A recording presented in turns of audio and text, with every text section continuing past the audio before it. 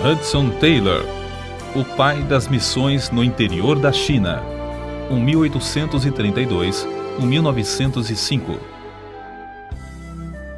Tiago Taylor tinha se levantado cedo de madrugada. Chegara, enfim, o auspicioso e anunciado dia de seu casamento. O moço ocupava-se em arrumar tudo para receber a noiva na casa que iam ocupar. Enquanto trabalhava, meditava sobre as ocorrências recentes na aldeola. Duas famílias, a dos Cooper e a dos Shaw, converteram-se e convidaram John Wesley para pregar na feira. O velho discursou sobre a ira vindoura de tal maneira que o povo desistiu da amarga perseguição e deixou o intrépido pregador hospedar-se na casa do Sr. Shaw. Enquanto Tiago preparava a casa para a chegada da noiva, ouvia-se a voz da vizinha, a Sra. Shaw, cantando. Lembrou-se de como ela, meses antes, passava todo o tempo acamada, gemendo dia após dia, por causa do reumatismo que a deixara aleijada. Mas, quando confiou no Senhor, como disse, para a cura imediata, grande foi a transformação. E indizível foi a surpresa do marido ao voltar à casa. A esposa não somente estava curada e de pé, mas estava varrendo a cozinha. Tiago Taylor odiava a religião. Ainda mais que aquele era o dia em que se ia casar. Depois do casamento, iam dançar e beber, como se fazia em tais ocasiões. Mas não podia livrar-se das palavras, talvez ouvidas, do sermão do pregador.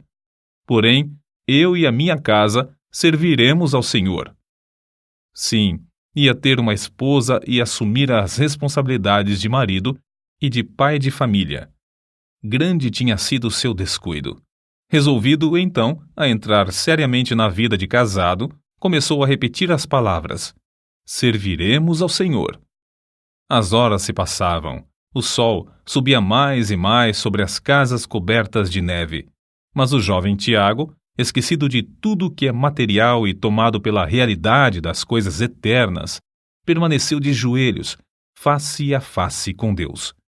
O amor do Salvador, por fim, venceu seu coração, e Tiago Taylor levantou-se com a alma cheia do Senhor Jesus. Podemos imaginar como os sinos dobraram, como a noiva e os convivas se impacientaram nesse dia. Já havia passado a hora para a cerimônia de casamento quando o jovem despertou do enlevo com Deus e se levantou da oração. Depois de vestir-se, venceu rapidamente os 3 quilômetros até o vilarejo de Royston. Sem perder tempo em perguntar ao rapaz a razão de tanto atraso, o culto foi realizado e Tiago e Elizabeth saíram da igreja casados. O jovem não vacilou e, ao sair, contou tudo acerca da sua conversão ao ouvido de Betty. Ao ouvir o que ele relatava, exclamou em tom de desespero: casei-me então com um desses metodistas. Não houve dança nesse dia. A voz e o violino do noivo foram usados para glorificar o mestre. Betty, apesar de saber em seu coração que Tiago tinha razão, continuou a resistir e a queixar-se dia após dia. Então, certa feita, quando se mostrava ainda mais contrariada, o robusto Tiago levantou-a nos braços e a levou para o quarto, onde ajoelhou-se ao seu lado, derramando a sua alma em oração por ela. Comovida pela profundeza da mágoa e cuidado que Tiago sentia por sua alma, ela começou a sentir também seu pecado. No dia seguinte, de joelhos, ao lado do marido, Elizabeth Taylor clamou a Deus, renunciando à vaidade do mundo e entregando-se a Cristo. É assim com os bisavós que começa a verdadeira biografia do herói da fé, Hudson Taylor. Os avós e os pais, por sua vez, criaram seus filhos no mesmo temor de Deus. Num memorável dia, antes do nascimento de Hudson, o primogênito da família, o pai procurou a sua esposa para conversar sobre uma passagem das Escrituras que o impressionava profundamente. Na sua Bíblia, leu para ela uma parte dos capítulos 13 de Êxodo e 3 de Números. Santifica-me todo o primogênito, todo o primogênito meu é, meus serão, apartarás para o Senhor. Os dois conversaram muito tempo sobre o gozo que esperavam ter. Então, de joelhos, entregaram seu primogênito ao Senhor, pedindo que, desde já, ele o separasse para a sua obra.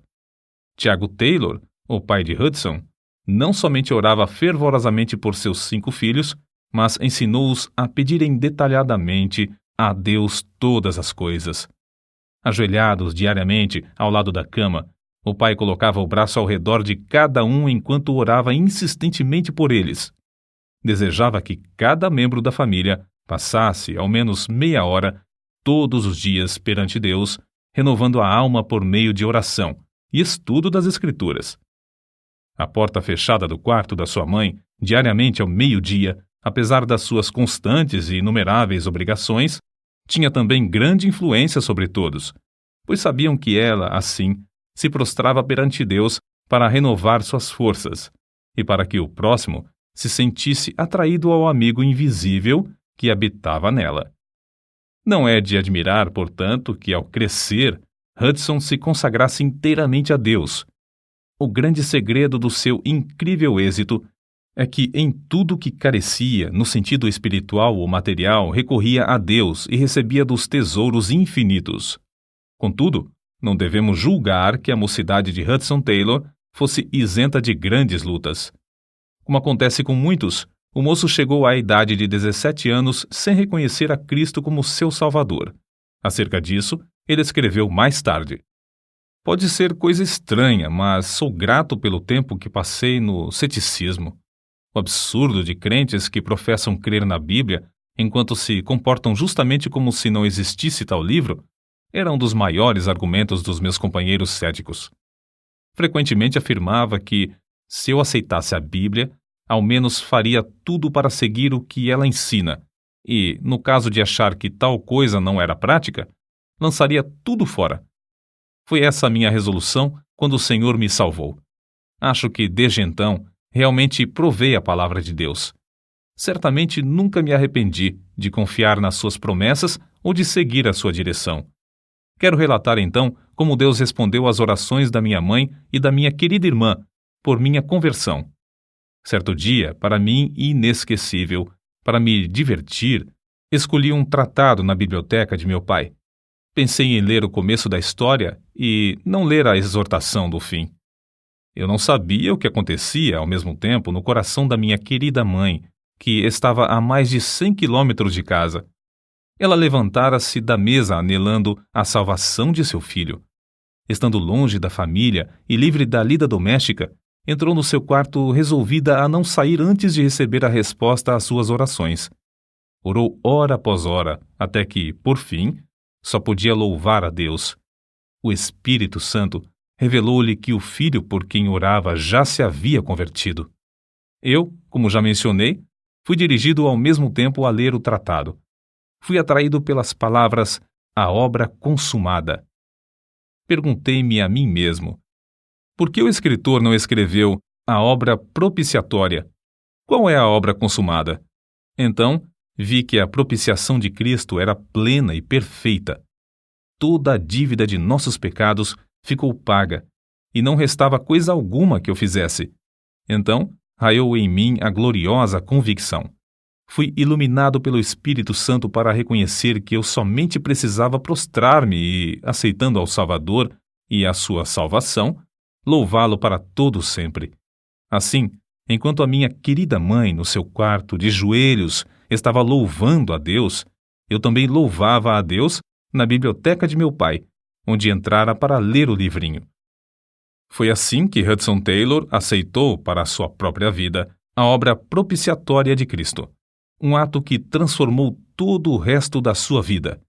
Acerca da sua consagração, ele escreveu: "Lembro-me bem da ocasião quando, com gozo no coração, derramei a alma perante Deus repentinamente, confessando-me grato e cheio de amor, porque Ele tinha feito tudo, salvando-me quando eu não tinha mais esperança, nem queria salvação. Supliquei-lhe que me concedesse uma obra para fazer. Algo que envolvesse abnegação, fosse o que fosse. Algo para agradar a quem fizera tanto para mim. Lembro-me de como, sem reserva, consagrei tudo, colocando a minha própria pessoa, a minha vida, os amigos, tudo sobre o altar. Com a certeza de que a oferta for aceita, A presença de Deus se tornou verdadeiramente real e preciosa. Prostrei-me em terra perante ele, humilhado e cheio de indizível gozo. Para que serviço fora aceito, eu não sabia, mas fui possuído de uma certeza tão profunda de não pertencer mais a mim mesmo, que esse entendimento dominou depois toda a minha vida. O moço que entrou no quarto para estar sozinho com Deus nesse dia não era o mesmo quando dali saiu. Um alvo e um poder se apossaram dele. Não mais ficou satisfeito em somente alimentar a sua própria alma nos cultos. Começou a sentir a sua responsabilidade para com o próximo. Anelava tratar dos negócios de seu pai. Regozijava-se com riquezas e bênçãos indizíveis. E, como os leprosos no arraial dos Círios, Hudson e sua irmã, Amélia, diziam: não fazemos bem. Este dia é de boas novas e nos calamos. Desistiram, pois, de assistir aos cultos aos domingos à noite e saíram para anunciar a mensagem de casa em casa entre as classes mais pobres da cidade. Mas Hudson Taylor não se sentia satisfeito. Sabia que ainda não estava no centro da vontade de Deus. Na angústia de seu espírito, como aquele da antiguidade, clamou: não te deixarei ir se me não abençoares. Então, sozinho e de joelhos, surgiu na sua alma um grande propósito. Se Deus rompesse o poder do pecado e o salvasse em espírito, alma e corpo para toda a eternidade, ele renunciaria tudo na terra para ficar sempre ao seu dispor. Acerca dessa experiência, ele mesmo expressou: nunca me esquecerei do que senti então. Não há palavras para descrever. Senti-me na presença de Deus, entrando numa aliança com o Todo-Poderoso. Pareceu-me que ouvi enunciadas as palavras: tua oração é ouvida. Todas as condições são aceitas. Desde então, nunca duvidei da convicção de que Deus me chamava a trabalhar na China. A chamada de Deus, apesar de Hudson Taylor quase nunca a mencionar, ardia como um fogo dentro do seu coração. A seguir, a transcrição de um trecho de uma das cartas enviada à sua irmã. Imagina, centenas de milhões de almas sem Deus, sem esperança, na China. Parece incrível. Milhões de pessoas morrem dentro de um ano sem qualquer conforto do Evangelho. Quase ninguém liga importância à China, onde habita cerca de quarta parte da raça humana. Ora por mim, querida Amélia, pedindo ao Senhor que me dê mais da mente de Cristo. Eu oro no armazém, na estrebaria, em qualquer canto onde posso estar sozinho com Deus. E Ele me concede tempos gloriosos. Não é justo esperar que... Vê, a noiva de Hudson. Vá comigo para morrer no estrangeiro. Sinto profundamente deixá-la, mas meu pai sabe qual é a melhor coisa, e não me negará coisa alguma que seja boa. A falta de espaço não nos permite relatar aqui o heroísmo da fé que o jovem mostrou ao suportar os sacrifícios e as privações necessárias para cursar a escola de medicina e de cirurgia para melhor servir o povo da China. Antes de embarcar, escreveu essas palavras à sua mãe: anelo estar aí uma vez mais e sei que a senhora quer ver-me, mas acho melhor não nos abraçarmos um ao outro mais, pois isto seria encontrarmos-nos para logo nos separarmos para todo sempre. Contudo, sua mãe foi ao porto de onde o navio se ia fazer a vela. Alguns anos depois, ele assim registrou a partida. Minha querida mãe, que agora está com Cristo, veio a Liverpool para despedir-se de mim. Nunca me esquecerei de como ela entrou comigo no camarote em que eu ia morar quase 6 longos meses. Com carinho de mãe, endireitou os cobertores da pequena cama, assentou-se ao meu lado e cantamos o último hino antes de nos separarmos um do outro. Ajoelhamo-nos e ela orou.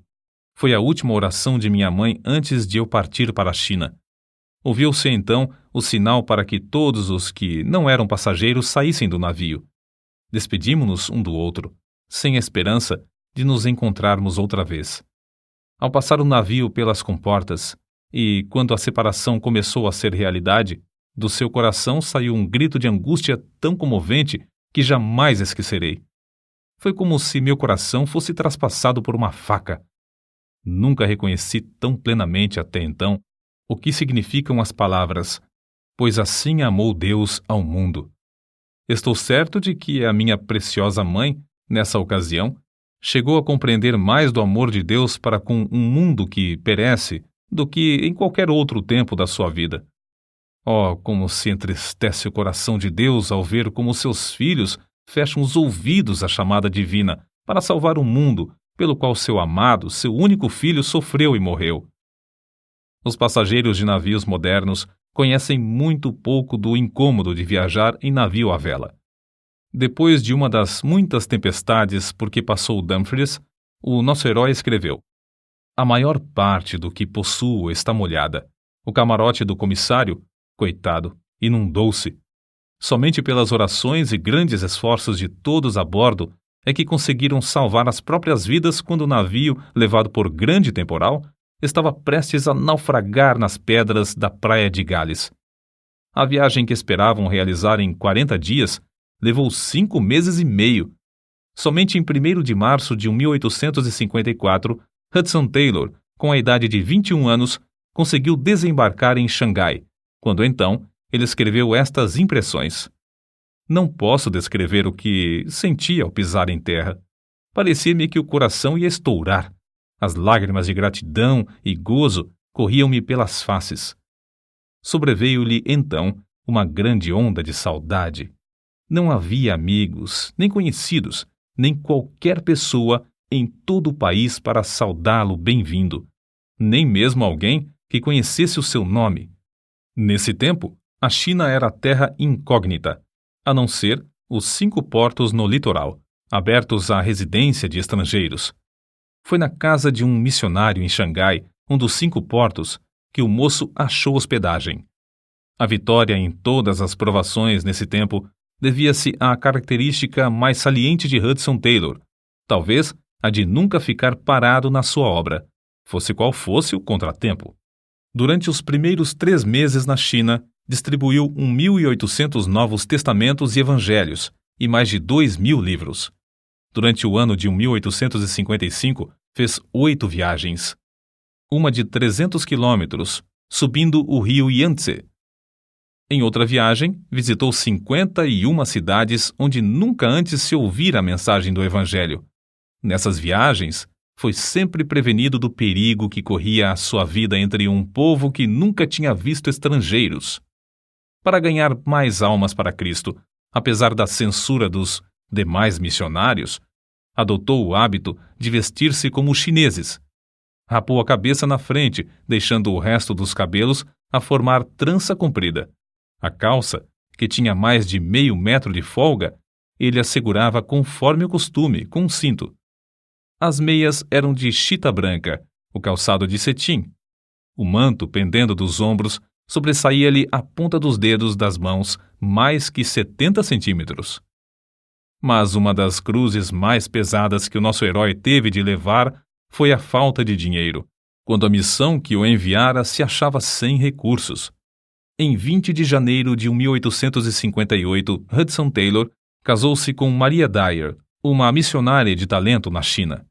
Desse enlace, nasceram 5 filhos. A casa em que moraram primeiro, na cidade de Ningpo, tornou-se depois o berço da famosa missão no interior da China. As privações e os encargos de serviço em Xangai, Ningpo e outros lugares eram tais que Hudson Taylor, antes de completar 6 anos na China, foi obrigado a voltar à Inglaterra para recuperar a saúde. Foi para ele quase como que uma sentença de morte quando os médicos informaram-lhe de que nunca mais devia voltar à China. Entretanto, o fato de perecerem mais de 1 milhão de almas todos os meses na China era uma realidade para Hudson Taylor. Com seu espírito indômito, ao chegar à Inglaterra, iniciou imediatamente a tarefa de preparar um inário e a revisão do Novo Testamento para os novos convertidos que deixara na China. Usando ainda o traje chinês, trabalhava tendo o mapa da China na parede e a Bíblia sempre aberta sobre a mesa. Depois de alimentar-se e fartar-se da palavra de Deus, fitava o mapa, lembrando-se dos que não tinham tais riquezas. Todos os problemas ele os levava a Deus. Não havia coisa alguma demasiado grande, nem tão insignificante, que não fosse deixada com o Senhor em oração. Em razão de suas atividades, estava tão sobrecarregado de correspondência e nos trabalhos dos cultos em prol da China, que após a sua chegada passaram-se mais de 20 dias antes de conseguir abraçar seus queridos pais em Barnsley. Passava às vezes a manhã, outras vezes à tarde, em jejum e oração. O trecho seguinte, escrito por ele, mostra como a sua alma continuou a arder pela obra missionária através de seus discursos nas igrejas da Inglaterra. Havia a bordo, entre os companheiros de viagem, certo chinês que se chamava Pedro. Passara alguns anos na Inglaterra, mas, apesar de conhecer algo do Evangelho, não reconhecia coisa alguma do seu poder para salvar. Senti-me ligado a ele e esforcei-me em orar e falar para levá-lo a Cristo. Mas quando o navio se aproximava de Sunkyang e eu me preparava para ir à terra pregar e distribuir tratados, ouvi o grito de um homem que caíra na água. Fui ao convés com os outros e Pedro tinha desaparecido. Imediatamente arriamos as velas, mas a correnteza da maré era tal que não tínhamos a certeza do lugar onde o homem caíra. Vi alguns pescadores próximos que usavam uma rede varredora. Angustiado, clamei: "Venham passar a rede aqui, pois um homem está morrendo afogado." "Veb bin", foi a resposta inesperada. Isto é, não é conveniente. "Não falem se é ou não conveniente. Venham depressa antes que o homem pereça." "Estamos pescando." "Eu sei, mas venham imediatamente e pagarei bem." "Quanto nos quer dar?"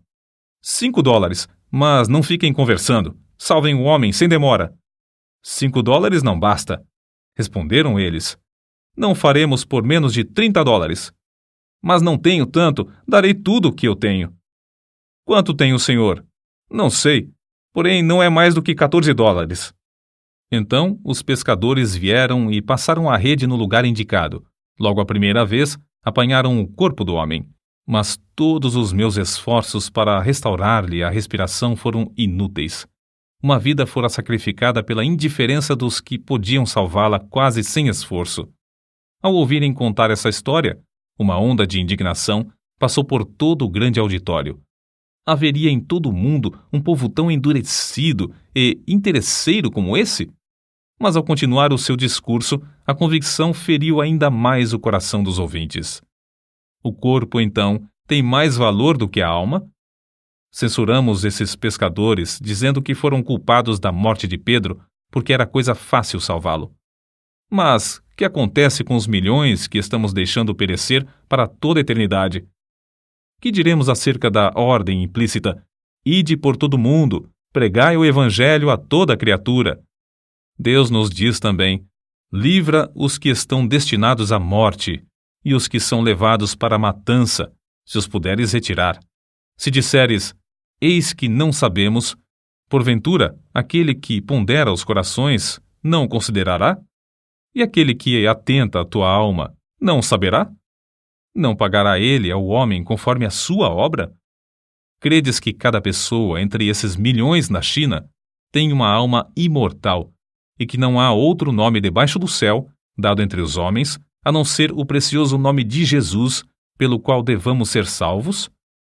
Credes que Ele só, é o caminho, a verdade e a vida, e que ninguém vai ao Pai, senão por Ele? Se assim o credes, examinai-vos a vós mesmos, para ver se estáis fazendo todo o possível para levar seu nome a todos.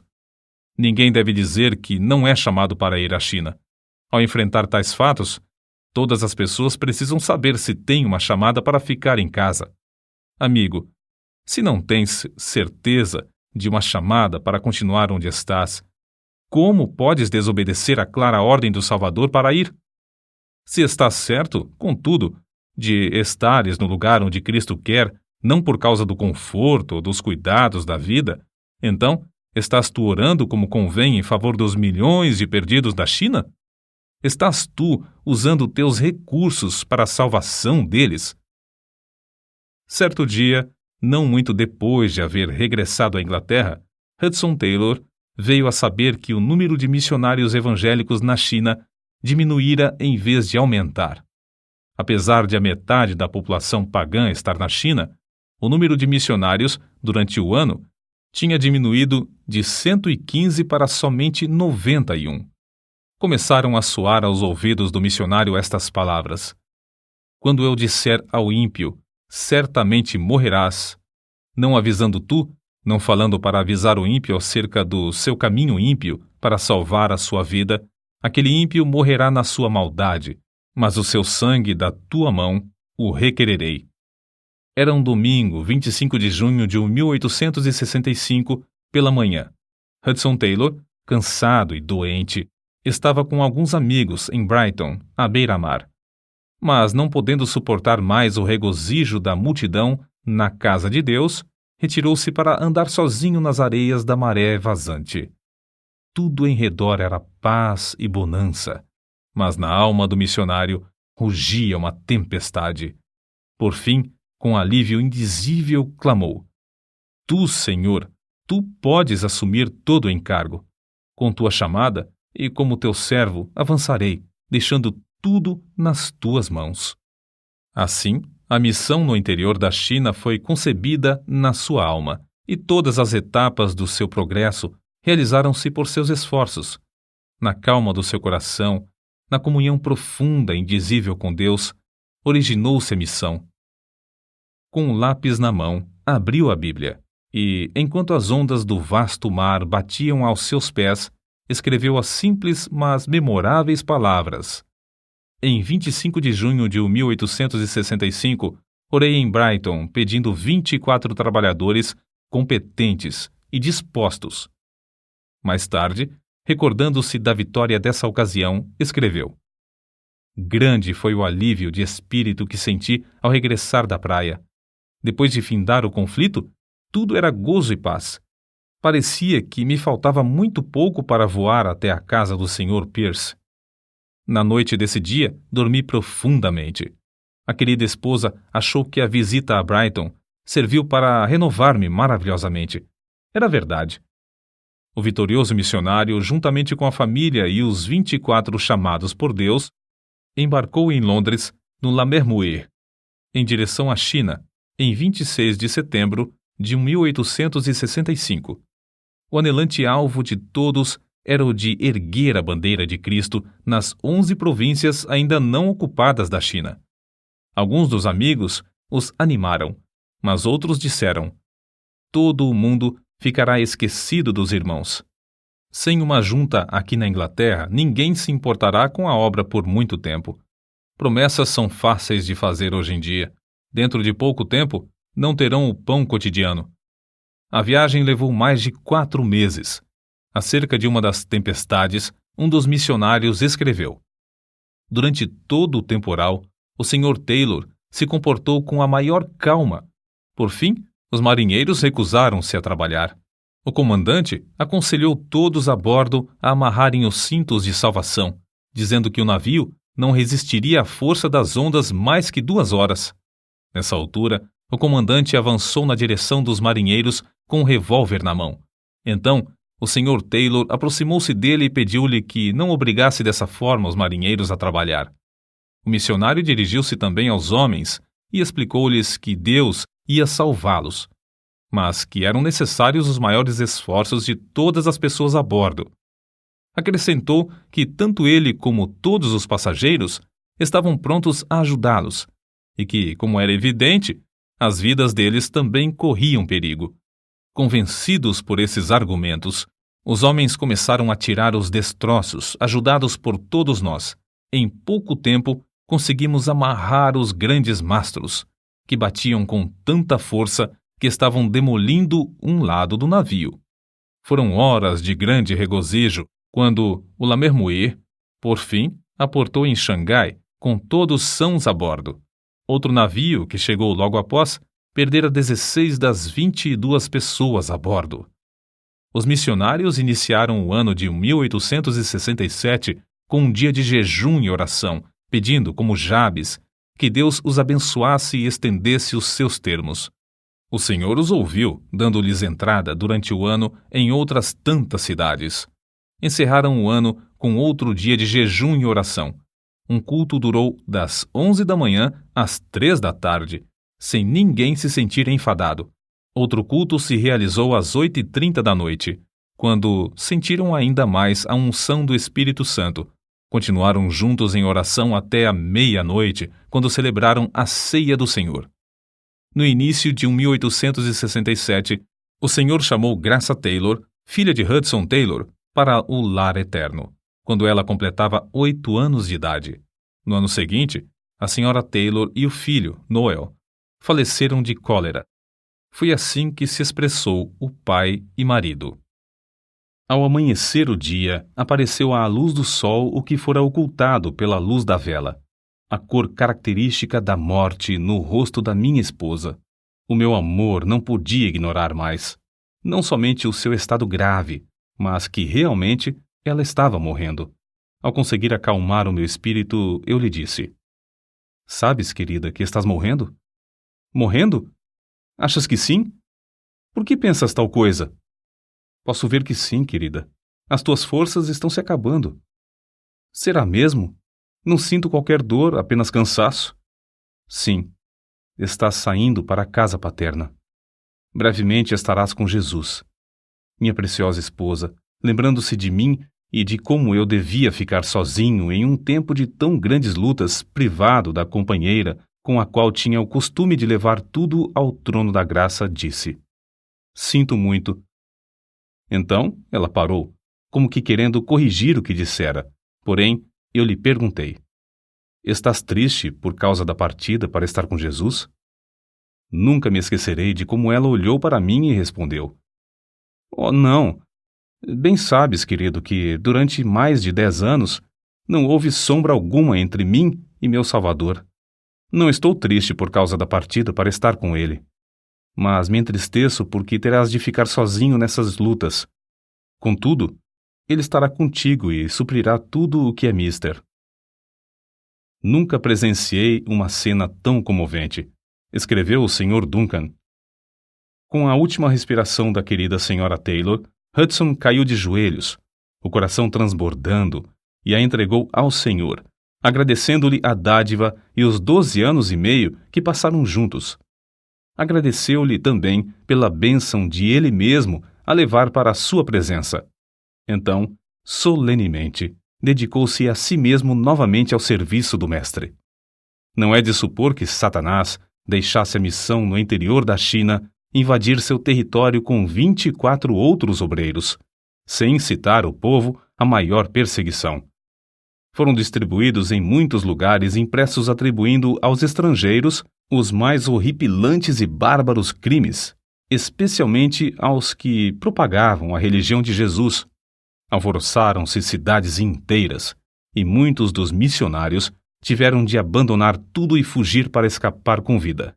Quase 6 anos depois de o grupo do Lammermuir haver desembarcado na China, Hudson Taylor precisou voltar novamente para a Inglaterra. Durante o tempo em terras chinesas, a missão aumentou de 2 estações, com 7 obreiros, para 13 estações, com mais de 30 missionários e 50 obreiros, estando separadas as estações uma da outra por uma média de 120 quilômetros.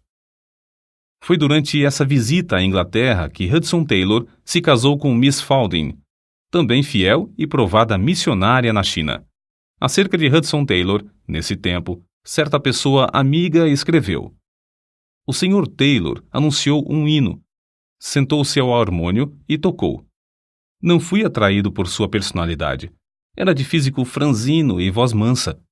Como os demais jovens, eu julgava que uma grande voz sempre acompanhava um verdadeiro prestígio. Mas quando ele disse 'oremos' e nos dirigiu em oração, mudei de parecer. Eu nunca ouvira alguém orar como ele. Havia na sua oração uma ousadia, um poder, que fez todas as pessoas presentes se humilharem e se sentirem na presença de Deus. Falava face a face com Deus, como um homem fala com um amigo.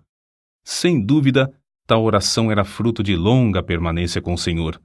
Era como o orvalho descendo dos céus. Tenho ouvido muitos homens orarem, mas não ouvi ninguém como o Sr. Taylor e o Sr. Spurgeon. Ninguém, depois de ouvir como esses homens oravam, pode esquecer-se de tais orações. Foi a maior experiência da minha vida ouvir o Sr. Spurgeon. Era como se ele tivesse tomado a mão do auditório de 6.000 pessoas e as levado ao Santo dos Santos. E ouvir o Sr. Taylor rogar pela China era reconhecer algo do que significa a súplica fervorosa do justo. Foi em 1874 quando, com a esposa, subiam o grande rio Yangtze e ele meditava sobre as 9 províncias que se estendiam dos trópicos de Burma ao planalto da Mongólia e as montanhas do Tibete, que Hudson Taylor escreveu. A minha alma anseia e o coração arde pela evangelização de centenas de milhões de habitantes dessas províncias sem obreiros. Oh, se eu tivesse 100 vidas a dar ou gastar por eles! Mas, no meio da viagem, receberam notícias da morte da fiel missionária Amelia Bletchley, na Inglaterra. Ela não somente cuidava dos filhos do Sr. Taylor, mas também servia como secretária da missão. Grande foi a tristeza de Hudson Taylor ao chegar à Inglaterra e achar não somente os seus queridos filhos separados e espalhados, mas a obra da missão quase paralisada. Mas isso não foi ainda a sua maior tristeza. Na sua viagem pelo rio Yangtze, o Sr. Taylor, ao descer a escada do navio, sofreu uma grande queda. Caiu sobre os calcanhares de tal maneira que o choque ofendeu a espinha dorsal. Depois que chegou à Inglaterra, o incômodo da queda agravou-se até ele ficar acamado. Sobreveio-lhe, então, a maior crise da sua vida, justamente quando havia maior necessidade de seus esforços. Completamente paralítico das pernas, tinha de passar todo o tempo deitado de costas. Uma pequena cama era a sua prisão. É melhor dizer que era a sua oportunidade. Ao pé da cama, na parede, estava fixado um mapa da China, e ao redor dele, de dia e de noite, estava a presença divina. Aí, de costas, mês após mês, permaneceu nosso herói, rogando e suplicando ao Senhor em favor da China. Foi-lhe concedida a fé para pedir que Deus enviasse 18 missionários. Em resposta aos seus apelos para a oração, escritos com a maior dificuldade e publicados no jornal, 60 moços responderam de uma vez. Dentre eles, 24 foram escolhidos. Ali, ao lado do leito, ele iniciou aulas para os futuros missionários e ensinou-lhes as primeiras lições da língua chinesa. E o Senhor os enviou para a China. Lê-se o seguinte acerca de como o missionário, com o corpo inutilizado nesse tempo, ficou bom. Ele foi tão maravilhosamente curado em resposta à oração que podia cumprir com um incrível número de suas obrigações. Passou quase todo o tempo das férias em Guernsey, escrevendo. Durante os 15 dias que passou ali, apesar de desejar compartilhar da delícia da linda praia com seus filhos, saiu com eles apenas uma vez. Mas as cartas que enviou para a China e outros lugares valiam mais do que ouro. Acerca de uma visita que lhe fez na China, certo missionário assim escreveu: Nunca me esquecerei do gozo e da amável maneira com que me saudou. Convidou-me logo para o escritório da missão no interior da China. Devo dizer que foi para mim uma surpresa, ou choque, ou ambas as coisas. Os móveis eram caixotes. Uma mesa estava coberta de inúmeros papéis e cartas. Ao lado do lume havia uma cama, bem arrumada, tendo um pedaço de tapete a servir de cobertor. Nessa cama o Sr. Taylor descansava de dia e de noite. O Sr. Taylor, sem qualquer palavra de desculpa, deitou-se na cama e travamos a palestra mais preciosa da minha vida. Toda a ideia que eu tinha das qualificações para ser um grande homem foi completamente mudada. Não havia nele coisa alguma do espírito de superioridade. Vi nele o ideal de Cristo, da verdadeira grandeza, tão evidente que permanece ainda no meu coração, através dos anos, até o presente momento. Hudson Taylor reconhecia profundamente que para evangelizar os milhões da China, era imperioso que os crentes na Inglaterra mostrassem muito mais abnegação e sacrifício. Mas como podia ele insistir em sacrifício sem primeiramente praticá-lo na sua própria vida? Assim ele, deliberadamente, cortou da sua vida toda a aparência de conforto e luxo. Nas viagens pelo interior da China, ele, invariavelmente, se levantava para passar uma hora com Deus antes de clarear o dia, às vezes para depois dormir novamente. Quando eu despertava para alimentar os animais, sempre o achava lendo a Bíblia à luz de vela. Fosse qual fosse o ambiente ou o barulho nas hospedarias imundas, não descuidava do hábito de ler a Bíblia. Geralmente, em tais viagens, orava de bruços, porque lhe faltavam as forças para permanecer tanto tempo de joelhos. Qual será o assunto do seu discurso hoje? Perguntou-lhe certo crente que viajava com ele, de trem. Não tenho certeza. Ainda não tive tempo de resolver, respondeu-lhe Hudson Taylor. Não teve tempo? Exclamou o homem. Ora, que faz o senhor a não ser descansar depois de assentar-se aí? Não conheço o que seja descansar, foi a resposta calma que ele deu. Depois de embarcarmos em Edimburgo, passei todo o tempo orando e levando ao Senhor todos os nomes dos membros da missão no interior da China e os problemas de cada um. Está além da nossa compreensão como, no meio de uma das maiores obras de evangelização de toda a história, ele podia dizer: nunca fomos obrigados a abandonar uma porta aberta por falta de recursos. Apesar de muitas vezes gastarmos até o último penny, a nenhum dos obreiros nacionais, nem a nenhum dos missionários, faltou o prometido pão cotidiano. Os tempos de provações são sempre tempos abençoados, e o que é necessário nunca chega demasiado tarde. Outro segredo do seu grande êxito em levar a mensagem de salvação ao interior da China era a determinação de que a obra não somente continuasse com caráter internacional, mas também interdenominacional, que aceitasse missionários dedicados a Deus de qualquer nação ou denominação. Em 1878, ao regressar de uma viagem, começou a orar pedindo que Deus enviasse mais 30 missionários antes de findar o ano de 1879. Considerando o dinheiro necessário para pagar as passagens e sustentar tantas pessoas, podemos dizer que a sua fé era grande.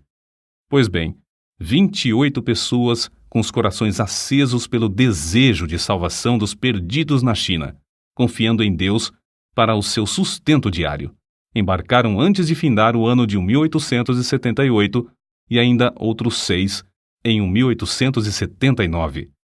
Conversando com um companheiro de lutas na cidade de Wuchang, Hudson Taylor começou a enumerar os pontos estratégicos com os quais deviam começar logo a evangelizar os 2 milhões de habitantes do vale do grande rio Yangtze e o do seu tributário, o rio Han.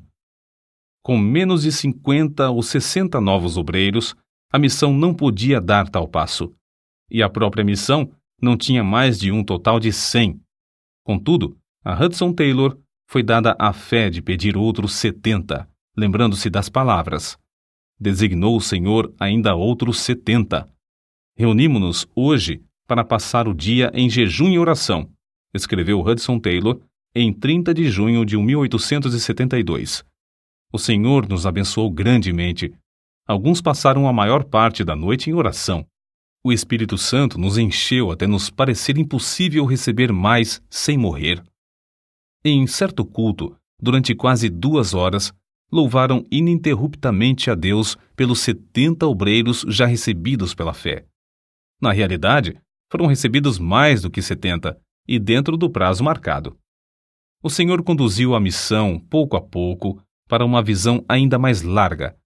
Levou os obreiros a pedirem ao Senhor outros 100 em 1887. Assim disse o Sr. Stephenson: se me mostrassem uma foto de todos os 100, batida aqui na China, não seria mais real do que realmente é. Contudo, Hudson Taylor não iniciou precipitadamente o programa de orar e se esforçar para receber mais 100 missionários. Como sempre, devia ter certeza da direção de Deus antes de resolver orar e se esforçar para alcançar o alvo. 6 vezes mais do que o número que pediram se ofereceram para ir. Mas a missão rejeitou fielmente a todos os que não concordaram com os princípios declarados desde o início. Assim, exatamente o número pedido embarcou para a China. Não foram 101, nem 99, mas exatamente 100.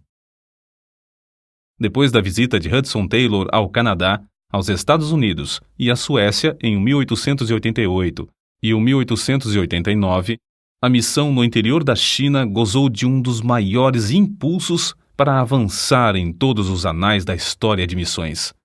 Assim escreveu depois o nosso missionário acerca do que lhe pesava grandemente no coração durante toda a sua visita à Suécia.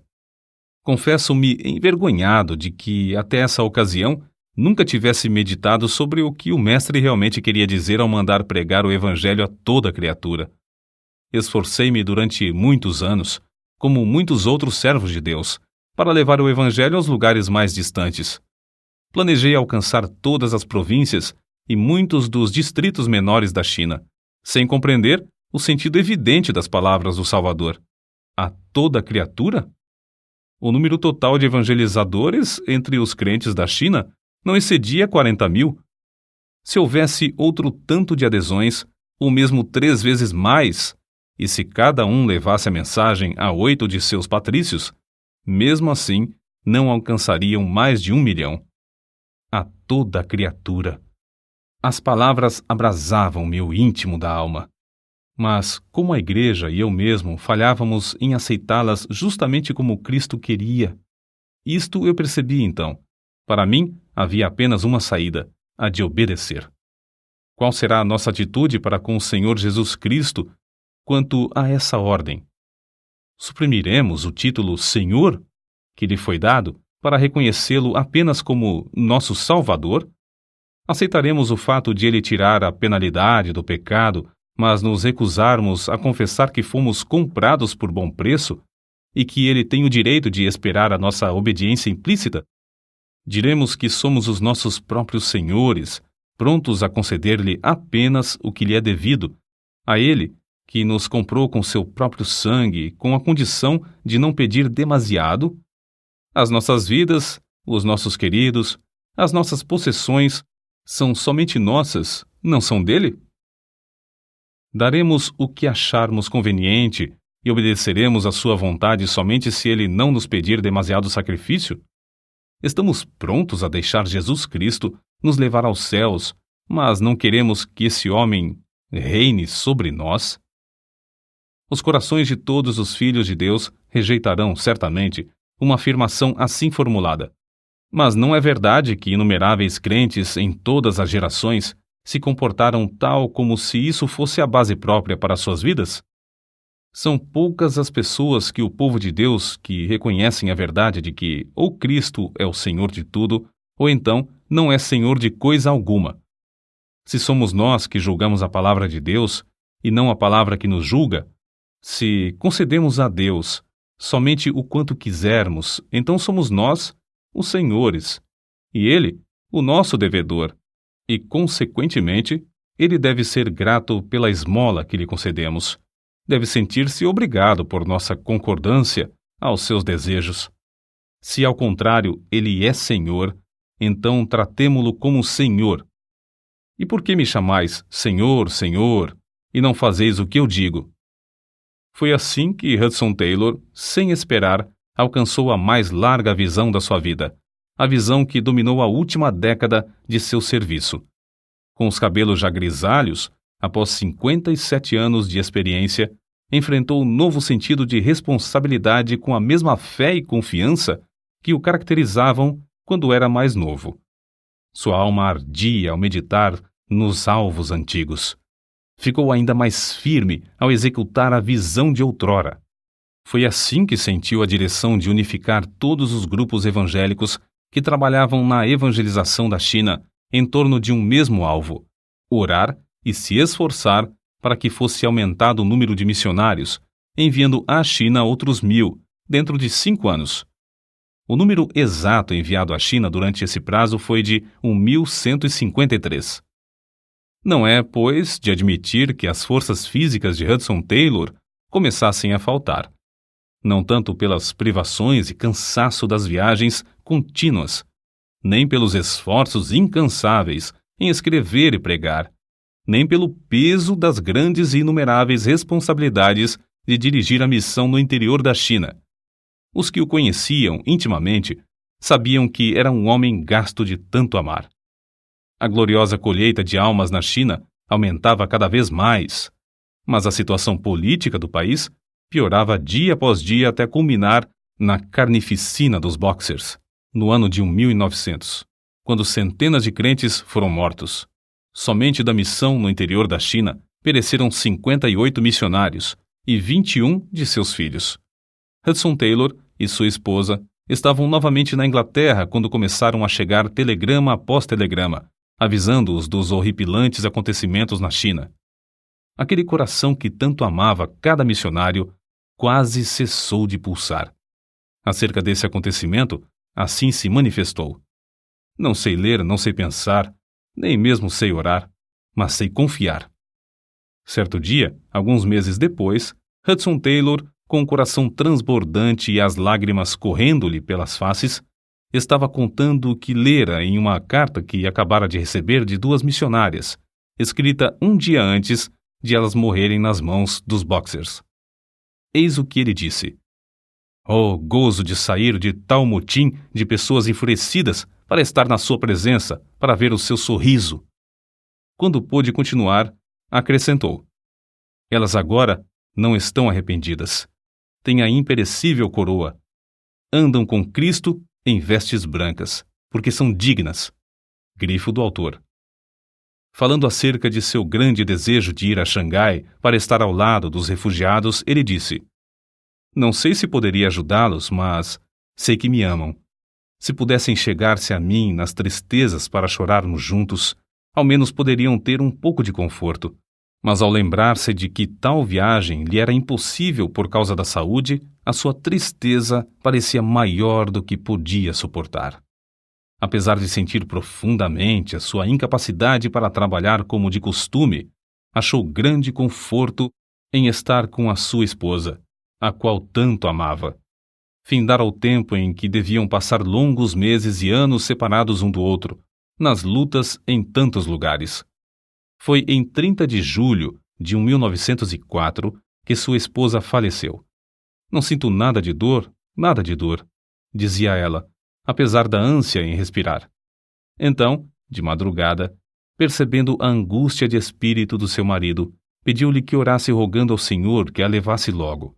Foi a oração mais difícil da vida de Hudson Taylor, mas, pelo amor que lhe tinha, ele orou pedindo a Deus que libertasse o espírito da sua esposa.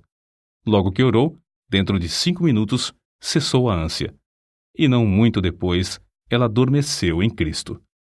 A desolação de espírito que Hudson Taylor sentiu depois da partida da sua fiel companheira era indescritível. Todavia, achou indizível paz nesta promessa. "A minha graça te basta." Começou a recuperar as forças físicas e, na primavera, fez a sua 7ª viagem aos Estados Unidos. Dali, fez a última viagem à China, desembarcando em Xangai em 17 de abril de 1905. O valente líder da missão, depois de tão prolongada ausência, foi recebido em todos os lugares com grandes manifestações de amor e estima da parte dos missionários e crentes, especialmente dos que escaparam dos intraduzíveis espetáculos da insurreição dos Boxers. Em Xinjiang, o veterano missionário visitou o cemitério onde estão gravados os nomes de 4 filhos e o da esposa. As recordações eram motivo de grande gozo, isto é, o dia da grande reunião se aproximava. No meio da viagem, quando visitava as igrejas na China, sem ninguém esperar, nem ele mesmo, findou a sua carreira na terra.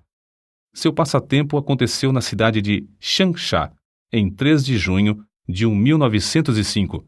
Sua nora contou o seguinte sobre o ocorrido. O querido papai estava deitado. Como sempre gostava de fazer, tirou as cartas dos queridos da sua carteira e as estendeu sobre a cama. Baixou-se para ler uma das cartas, perto do candeeiro aceso, colocado na cadeira ao lado do leito. Para que ele não se sentisse demasiadamente incomodado, puxei outro travesseiro e o coloquei por baixo da sua cabeça, e assentei-me numa cadeira ao seu lado. Mencionei as fotografias da revista Missionary Review, que estava aberta sobre a cama. Howard tinha saído para ir buscar algo para comer, quando papai, de repente, virou a cabeça e abriu a boca como se quisesse espirrar. Abriu a boca a segunda e a terceira vez. Não clamou, não pronunciou qualquer palavra, não mostrou qualquer dificuldade para respirar, nada de ânsia. Não olhou para mim e não parecia cônscio. Não era a morte, era a entrada na vida imortal. Seu semblante era de descanso e sossego. Os vincos do rosto feitos pelo peso da luta de longos anos pareciam haver desaparecido em poucos momentos. Parecia dormir como criança no colo da mãe. O próprio quarto parecia cheio de indizível paz. Na cidade de Xinjiang, à beira do grande rio que tem a largura de mais de 2 quilômetros, foi enterrado o corpo de Hudson Taylor. Muitas foram as cartas de condolências recebidas de fiéis filhos de Deus do mundo inteiro. Emocionantes foram os cultos celebrados em vários países em sua memória. Impressionantes foram os artigos e livros impressos acerca das suas vitórias na obra de Deus. Mas as vozes mais destacadas, as que Hudson Taylor mais apreciaria, se pudesse ouvi-las, eram as das muitas crianças chinesas que, cantando louvores a Deus, deitaram flores sobre o seu túmulo.